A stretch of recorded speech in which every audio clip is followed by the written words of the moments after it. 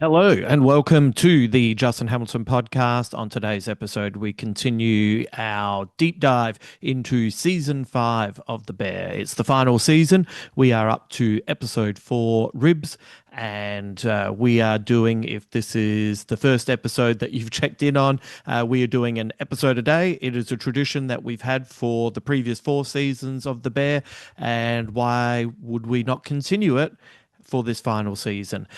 This is a slightly longer episode. The previous episodes have been around the 23, 26 minute mark. This is just under 40. And this is kind of the episode that we needed. The first 3 episodes have continued the degradation of the bear as the restaurant has fallen apart, relationships have been frayed, people have maybe lost their sense of purpose or are worried about where they will find purpose if this restaurant closes, which is what it's looking like will happen. So this was a pivot point. In many ways, this is the beginning of the Kami redemption arc, as he finally does a lot of the things that he should have done much earlier in his life. This episode begins with a conversation between Kami and Richie. And that is something that we've wanted to see for a long time. It's a proper conversation. It starts with Kami once again flip-flopping like he does. It's something that he is incapable of not doing. He often emotionally bounces from one thing to the next, and it was nice to see Richie just not accept it. And he had to point out that just go and be a human being and learn to be a team player. And he says something that I found personally really interesting, which is Kami never played team sport. And it's one of those things that I'm so grateful that I played basketball as a kid, because it wasn't that I just loved the sport, but it also taught me a lot. It taught me how to be on the surface a team player. It taught me how to look out for someone who wasn't doing so well. It taught me how to be the best player. It taught me how to be the second best player. It taught me how to be a role player. It taught me how to deal with different types of tempers and temperaments. And, it also taught me how to win with grace and lose with character. And not always. I don't want you to think that I was perfect, but that's what I mean. It teaches you stuff.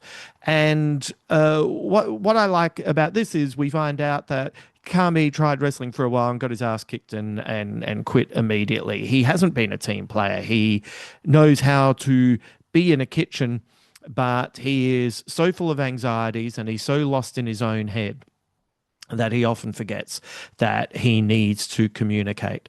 And he hears Richie, which has always been a problem with a lot of the characters on The Beef.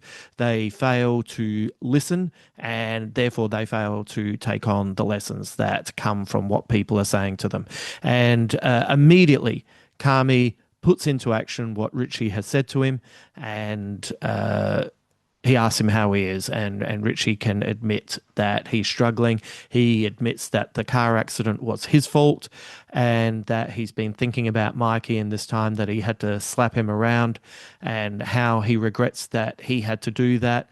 And, for once, Kami allows someone a little bit of grace, and he says to Richie that he's glad that it was Mikey who did it, and that Mikey had it coming.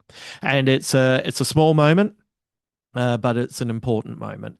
And he also, in turn, Kami says some things to Richie, which kind of gets to the character of when Richie's at his best, when he speaks from the heart, and how he can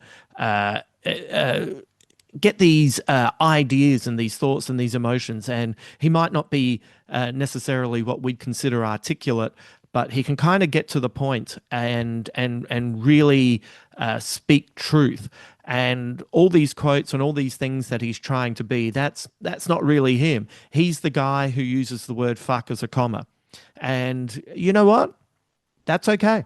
That's who he is. And we'll get to the ending of this episode soon, but it's a really good exchange between uh, two people who are taking the first steps to being friends again. Um, this is we may as well stick with Kami as he goes and he speaks to his sister.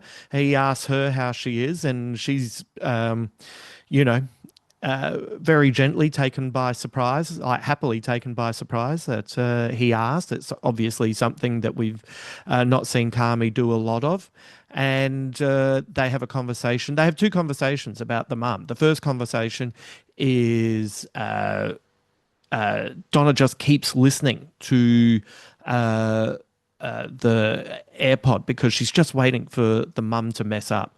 That's what she's waiting for. She's waiting for Donna to make a mistake. And it's almost, in a weird way, she almost wants a mistake to happen because that feeling that she has is more comfortable than anything else that she has with her mum. She's used to her mum making mistakes, and therefore she's used to the emotions that she will engage with. And that's something that we all have, and especially as we get older, we feel, for better or worse.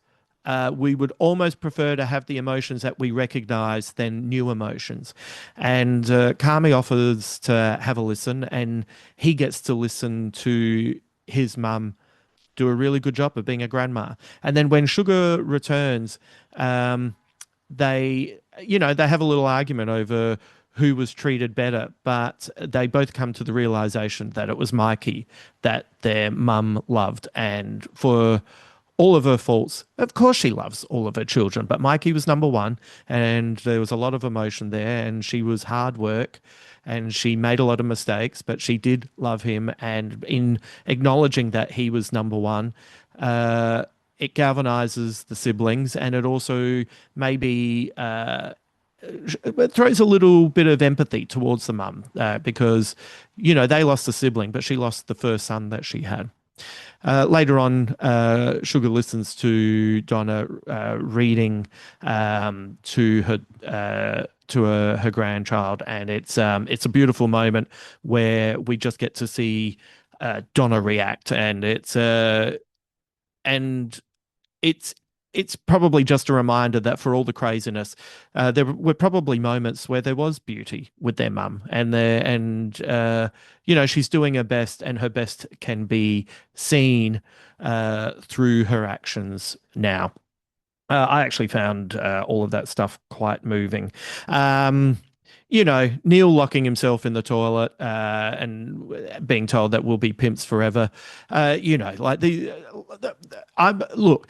I enjoyed these characters enough. They are not my favorite characters in the show, and I know they're kind of there for particularly comedy relief. That they're so emotionally stunted that he would lock himself in the toilet until he's Kami goes and tells him that we're pimps forever.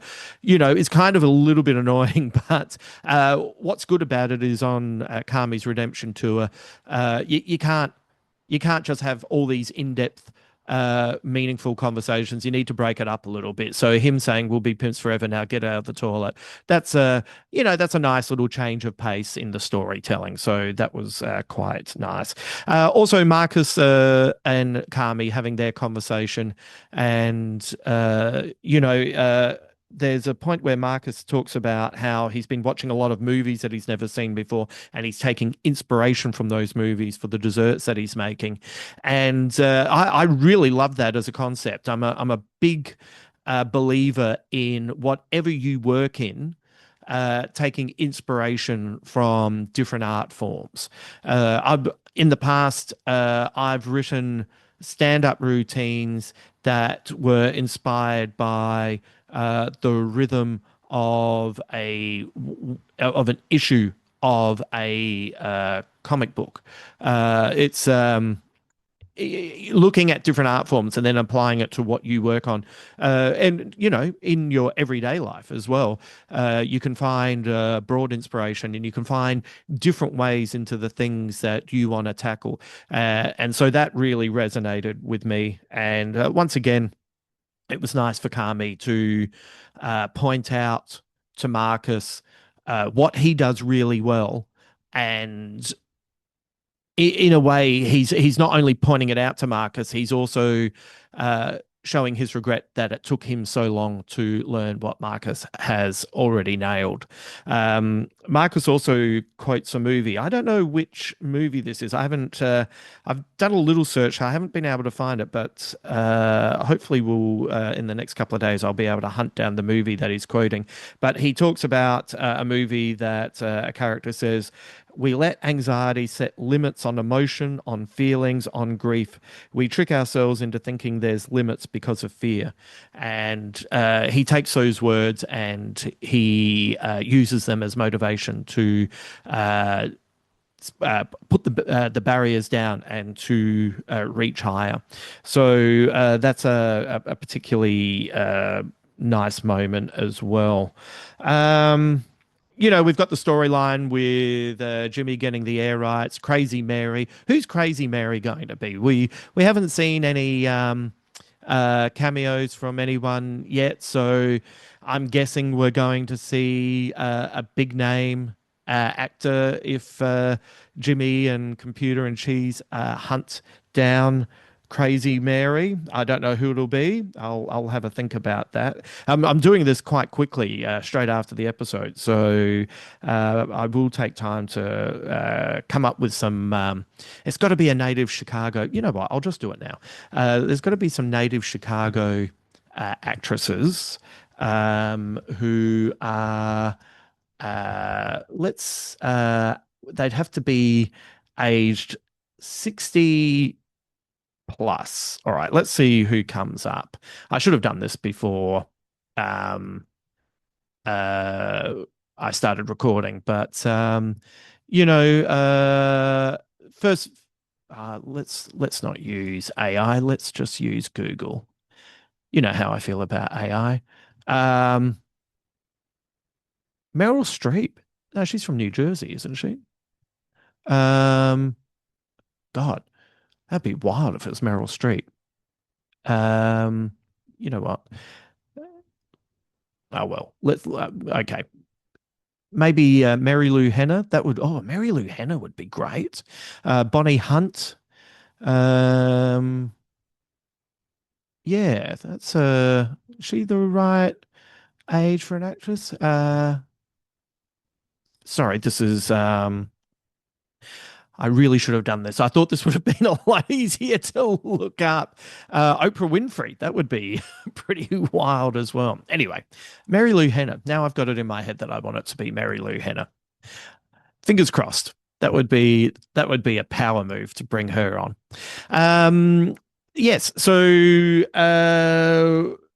we have a nice Tina and Sydney moment. Remember, Tina bristled early in her relationship with Sydney, and Sydney gives Tina an opportunity to leave if she wants to, and she Tina is not going to do that. She's there. By the way, Jeff is. I said it was his Kami's real name, but it's the nickname that Tina gave. I think I recorded that in the last podcast, and then, funnily enough, halfway through this episode, I was like, I think I got that wrong. But they're in this together, and it's it's a real opportunity to see the growth in these two characters. Um, yeah, what else is there to discuss?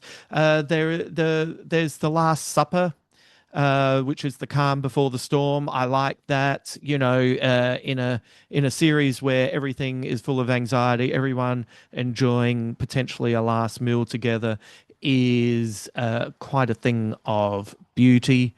Um, and of course, there was the really nice moment where it's interesting because Kami is doing his best to be a better person, and in doing so, and just following orders and doing what's requested, Even when he checks that sauce and he says, "Ah, I didn't need the fish sauce."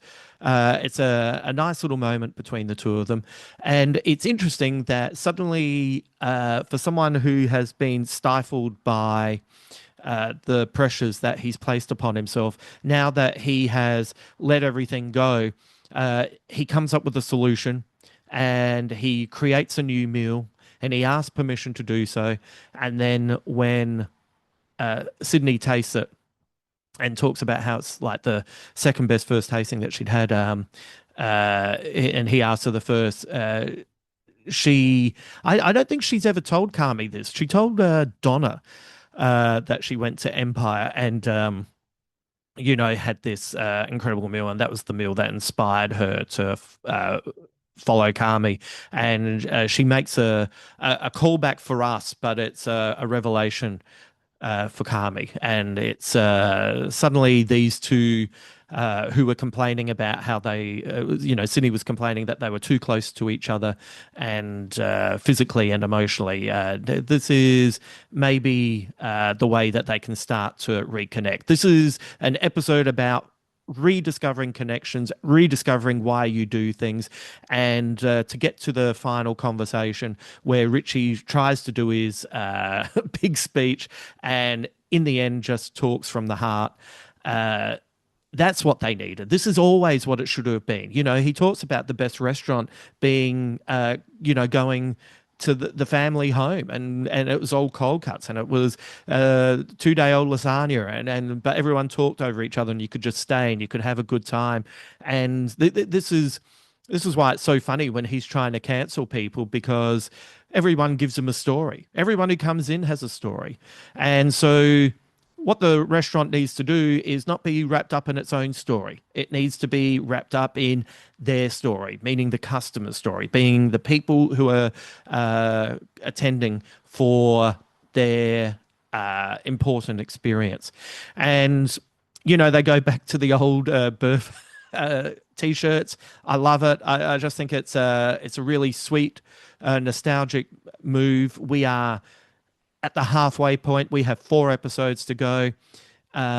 We have someone coming in to give them a rating. That's what we discover right at the end. And you know what? Is it improbable that all of these things would happen in one day? Yeah. Yeah. Yeah, it's probably improbable. But I'm not watching this for a feel of a documentary. I'm watching this because the writers and the directors and everyone who works on the show had me invested in these characters very early on. And you know what? I finished this episode thinking maybe they can succeed and maybe they can get a win. And who knows what's going to happen from here? But there was a bit of positivity, and knowing that this person's coming in, it's not.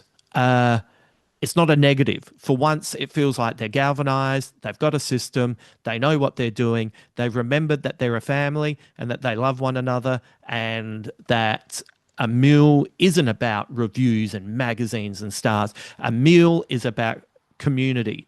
And it's like they're finally getting back to that.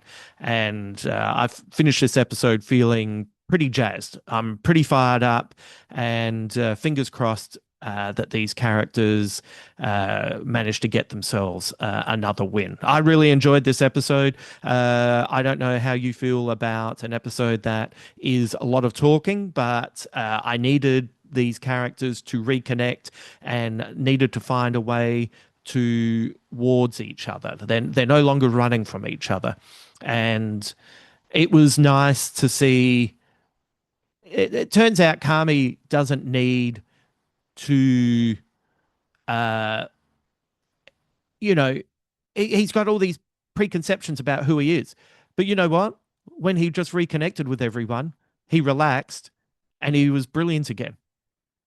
Maybe that's what it is.